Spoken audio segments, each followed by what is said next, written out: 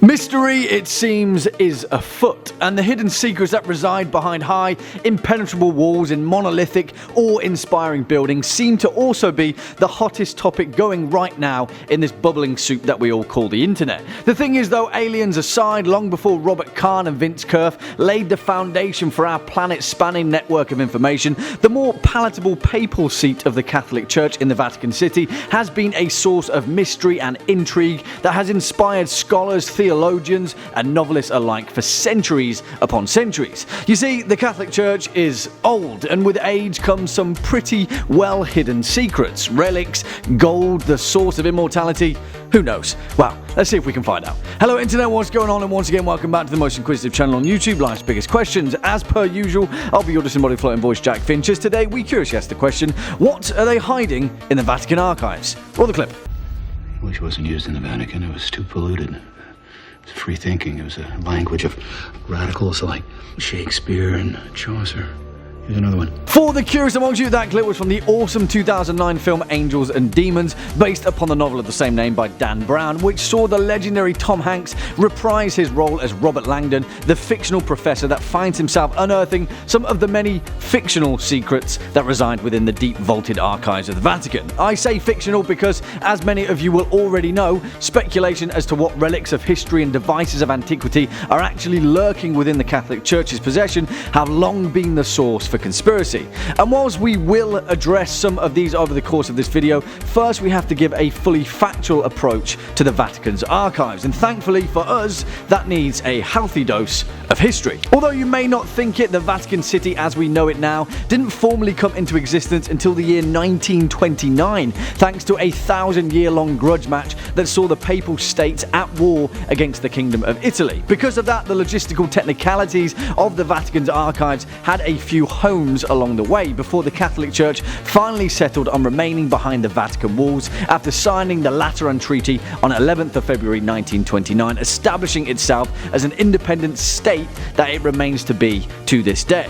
However, despite its toing and froing throughout historical Europe, the Church did a pretty stand-up job at keeping records of the many miracles and mysteries that befuddled them. In the early days of Christianity, the Church had already amassed a sizable collection of historical records, which they referred to as the Holy Scrinium or the Chartarium, an ornate and intricate cache of documents that would ceremoniously travel with the Pope. You know, doing Pope stuff. Whilst the vast majority of those documents are now lost to the sands of time, reference to their existence make up the foundation of the Church's rise to power, as the Pope would travel throughout Europe to negotiate treaties and document political instances, all whilst adding more content to the Vatican's archives. For the next 500 or so years, the Holy Scrinium would travel with the Pope as they moved their headquarters to Avignon in France, faced schism after schism, as well as upheavals of anti-popes against popes, and then moved it all back again.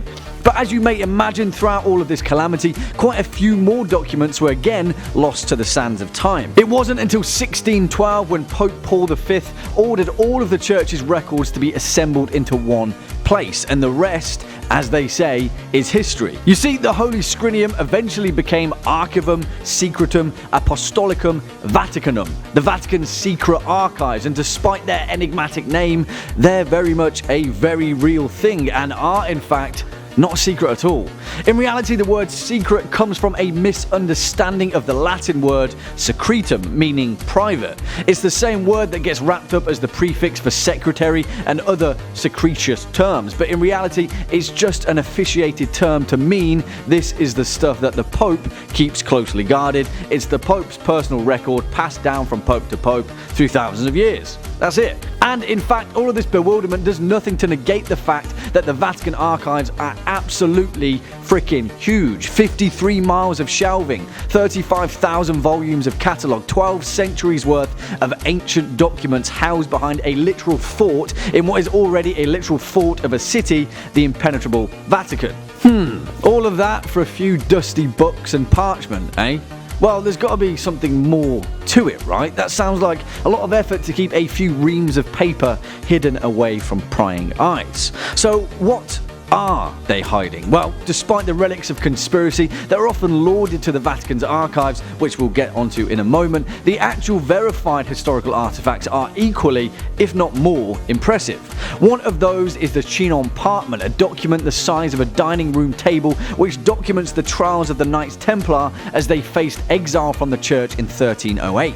Seemingly, this incredibly important document was lost to history for centuries, and it was bizarrely rediscovered in 2001 after being found in a misplaced box with other innocuous documents. Not only did that unveil a document of significant historical importance, it also served to wipe the Knights Templar's name clean, as it proved that the group had actually been absolved of heresy in 1308 rather than condemned. Isn't that crazy? On the wilder side of speculation, there are those that believe the Vatican archives house much more supernatural phenomena though. You see, many conspiracy theories believe that the dusty shelves contain evidence of the existence of Jesus Christ as well as all of his biological descendants. And then there are others that believe the Vatican are hiding definitive proof that Jesus didn't exist, with a document pertaining to the design of Christ as a metaphorical figure. Then there's the controversial third secret of Ftima, of which there is actually quite a lot of evidence pertaining to its existence. In 1917, 3 Portuguese children received ominous and enigmatic prophecies received as visions of the Virgin Mary, one of which was witnessed by thousands of people. The fact that the third prophecy had been suppressed by the church for so long gave rise to rampant speculation that its contents heralded the end of the world, of course. And although the Vatican supposedly released the prophecy's contents in the year 2000, there are those that believe its contents were never fully revealed. Interesting one, eh? And then there's the Chronovisor. What's that, you may ask? Well, of course, the Chronovisor is an alleged artifact under the Vatican's possession that supposedly allows its users to view the secrets of the past and reveal the events of the future. Allegedly, a device created by Pellegrino Anetti in the 1960s, an Italian priest and scientist who caused outrage by claiming he traveled back to Christ's crucifixion and managed to take a photograph. Yeah, that's quite a claim. Despite being discredited and disgraced, there are those that believe the Vatican actually got hold of the device and locked it deep within its vaults. The reality of the matter is, though, unless you make it to the papacy or become a 75-year-old scholar of the Vatican, we may never know the full extent of the truth behind the Vatican's archives. Perhaps the most pressing matter of recent times is the ongoing sexual abuse scandal that has devastated the lives of countless innocent victims. You see, the church is the equivalent to a sovereign nation, and as far as what it hides deep within the most secret of secret vaults, it can do as it pleases in regard to the documents it chooses to reveal or choose to remain hidden.